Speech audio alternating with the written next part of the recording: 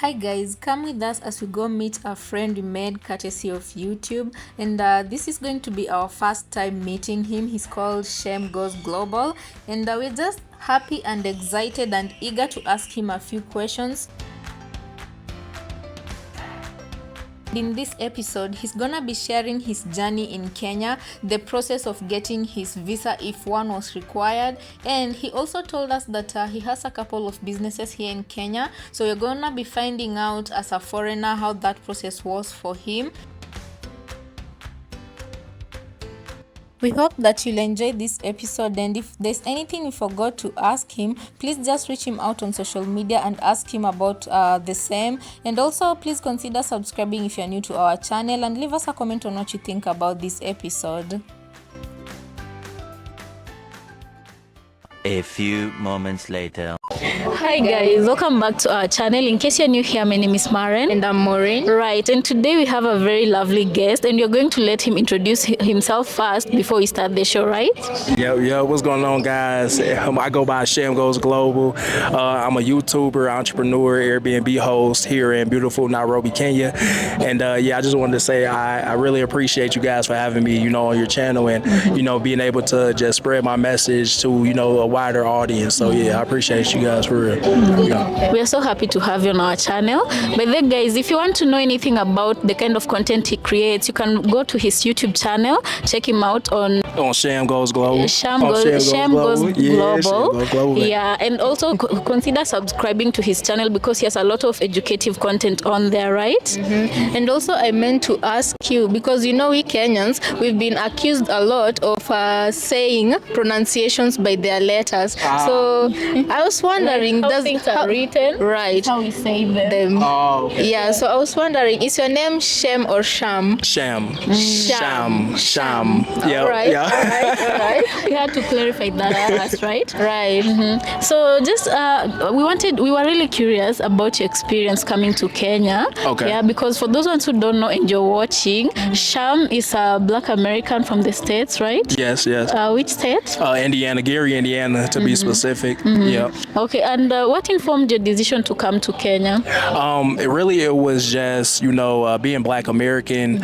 There's a thing where it's like we're Africans, but slavery and all that stuff. So it's like we don't really necessarily know like where we come from or how to kind of trace your roots or anything like that. So to me, it was kind of like a pilgrimage in a way, where I just felt like internally I just always wanted to at least say, I've been to the continent, I've actually visited, and like the stereotypes and stuff aren't true, So it was kind of more so a personal thing, and that's the reason why I decided to come to Kenya specifically and just kind of start my journey. All right. And what was the process like? Like, was Kenya your first choice, or did you think about other African countries? Okay, so there's a thing in America where they really prop up Ghana. So a lot of people were telling me, oh, if you're going to go to Africa, go to Ghana for the first time. And I was thinking about it. I'm like, okay, cool.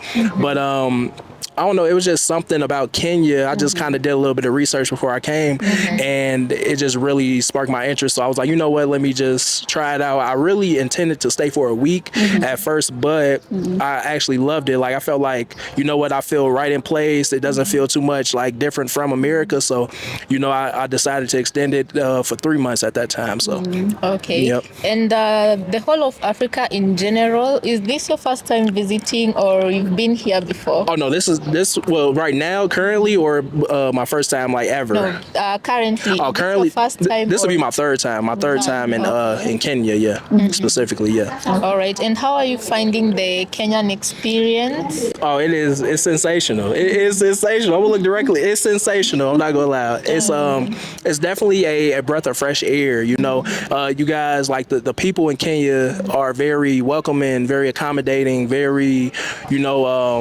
what's the word I'm looking for? Just humble and genuine, Okay. And you really feel that when you come to the continent or come to Kenya for the first time, you really just, get that feel for it, So.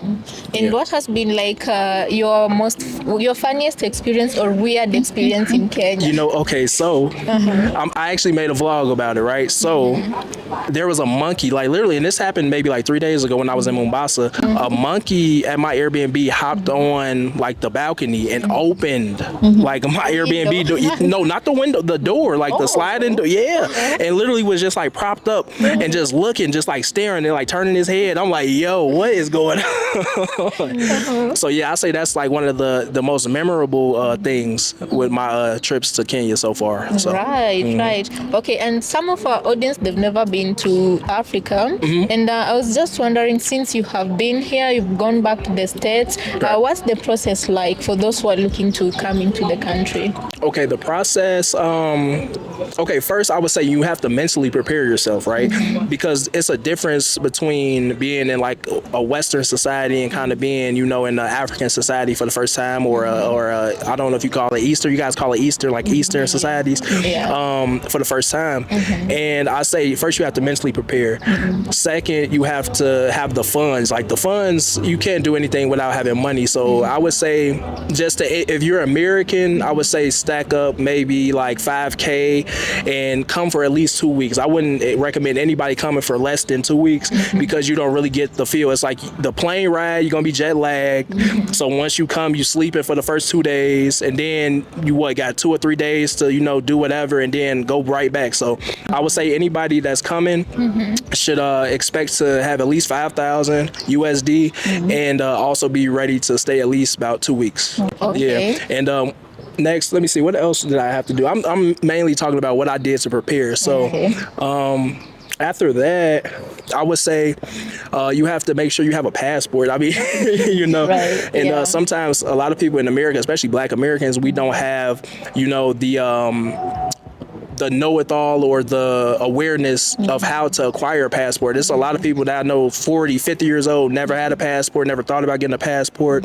So yeah, getting a passport is very, crucial when it comes to doing something like this, traveling or going to a different country. And after that, it's pretty much self-explanatory. Once your passport comes in, it takes a few months for it to come in. And after that, I'll say start booking your flights.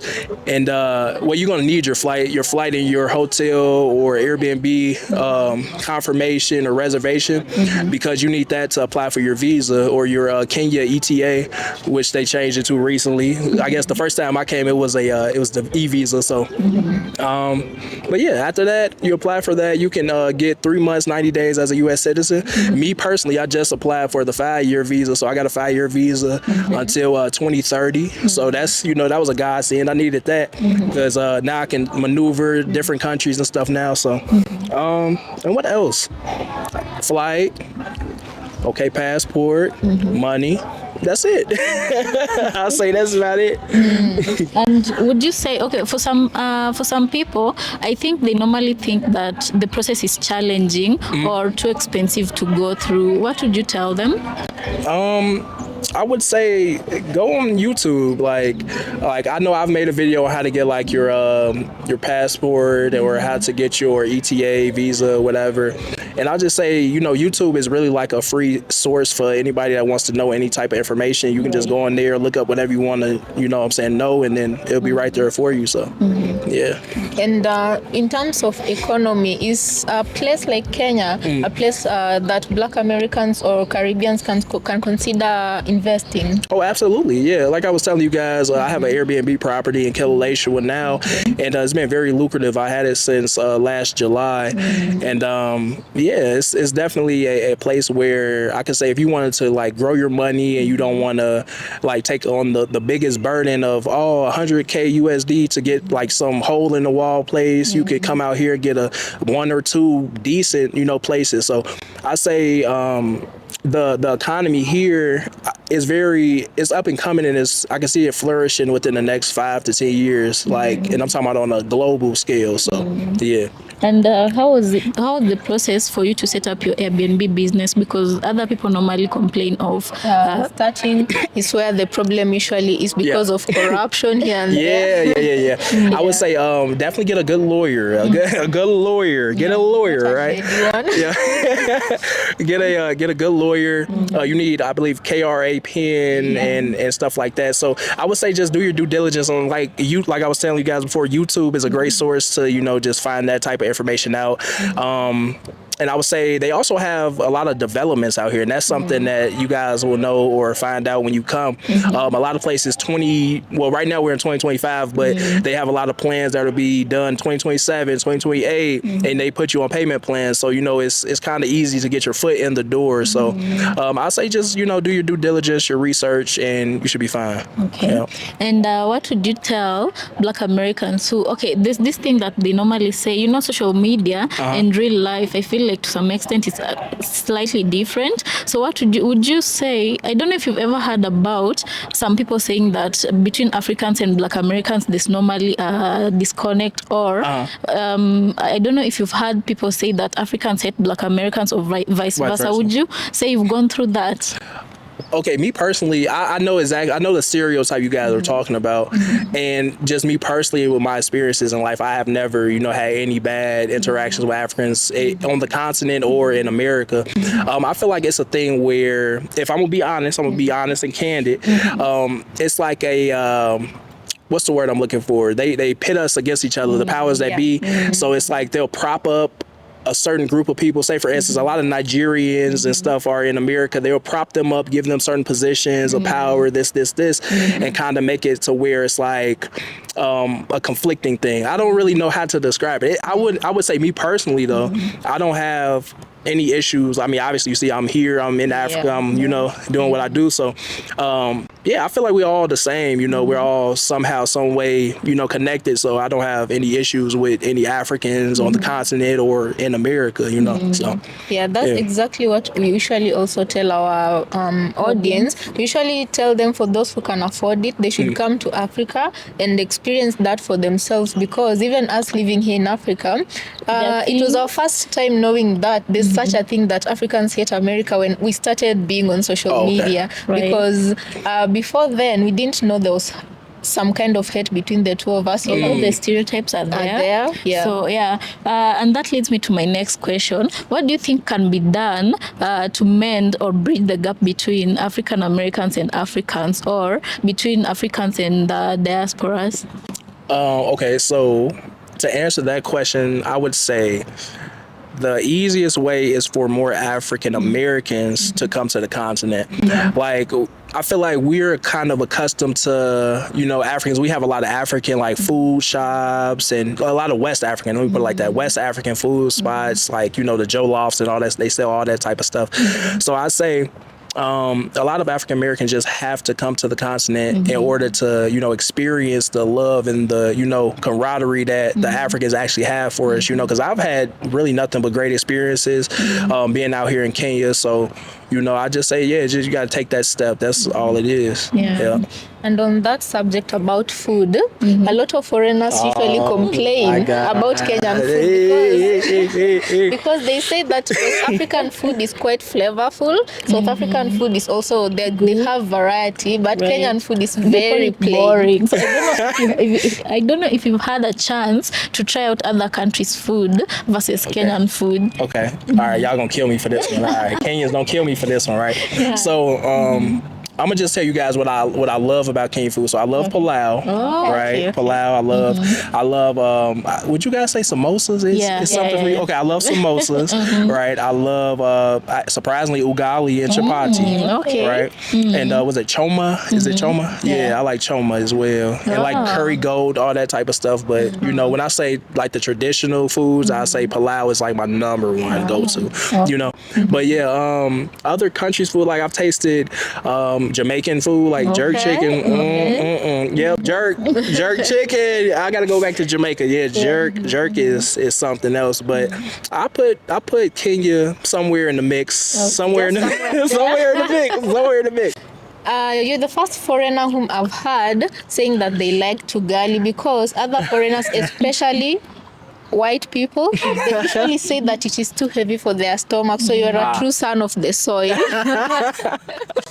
Right.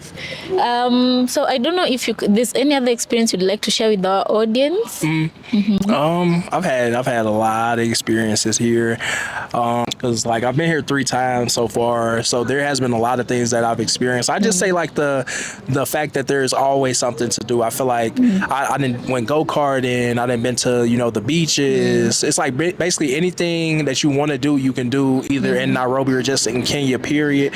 So yeah, I feel like there's a lot to do, and a lot of memories that I've created that I'll always remember. And yeah. And would you say you've had any issues of insecurities?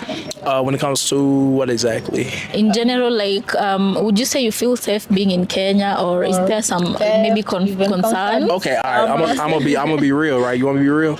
I love Nairobi, but I'm about to do it, y'all. I'm about to do it. It's okay. Mombasa. Mombasa, y'all be on some other stuff. I'm not gonna lie. And what I mean by that is, there's always some type of, I don't want to call it scam. It's a weirder vibe out there than it is here. Here it's more like calm, like everybody's chill, cool, and it's like a city vibe. There it's like, especially with the Ubers. I'm gonna pause real quick, but especially with the Ubers, it's like, hey, how much they told you? No. No, you need to give me more because you go farther than it's stuff like that. But I say just overall, Kenya it's okay. I don't really have anything bad to say besides just like the sometimes overcharging on things, and but other than that, it's basically it's amazing. So yeah. Okay, so Marian, any other thing you want to add? No, I think that's just gonna be it for today. Hopefully we can get to link up another time. Yeah, for sure. And I'm sure most of our audience will have a lot of questions, especially the ones who are looking to come into the country for the first time. Right. So guys, you can go check out Sham Goes Global on YouTube and also on Instagram, right? Yep, absolutely. Yeah, so just tell them where to find you. All right, you guys can follow me at Sham Goes Global and Sham Goes Global _ on Instagram. I do YouTube vlogs, lifestyle, all that type of stuff. So I do a lot of lit stuff. I'm gonna put it like that. A lot of lit content coming soon here in beautiful Nairobi, Kenya. So yeah, y'all stay tuned for that. All right. So guys, I think we're gonna be ending the interview here. Yeah, and hopefully you can get to link up again. Absolutely. Right. I love that. And I hope you have a lovely time in Kenya. All right, you too. Well, not you too. What am I saying, y'all? You too. Y'all know they be like, oh, you enjoy your food? Yeah, you too. Oh my goodness. Okay, I appreciate you guys for the hospitality, and I appreciate the opportunity for being on you guys' channel. You guys are doing an amazing job. And we really, I put it like this, as a Black American, just watching your channel, it's really like fulfilling and refreshing to see young ladies from the continent that are basically kind of standing with us in our fight, and and we just I salute you. I'm gonna put it like that. I salute you, and yeah, keep doing what you're doing. Thank you so much, and thank you also for coming to our channel and for gracing our audience with your presence. Absolutely. We appreciate you so much. Right. So guys, we're gonna catch you on our next episode. Consider subscribing if it's your first time here. Also, let us know what you think about this episode on the comment section, and let's catch you on the next. Asante sana.